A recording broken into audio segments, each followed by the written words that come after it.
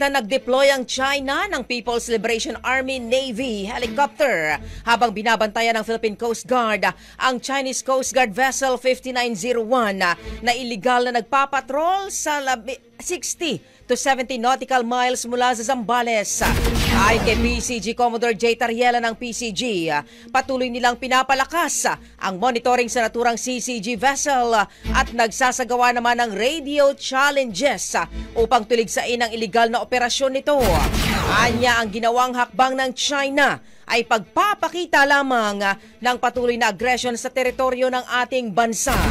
Dahil po dyan, patuloy namang magsasagawa ang PCG ng mga nararapat na hakbang upang tiyakin ang kaligtasan at integridad ng Exclusive Economic Zone ng Pilipinas. Brigada Balita. Ang bahaging ito ay hatid sa atin ng Guard C Plus with Zinc Capsule. Always protektado ang kalusugan.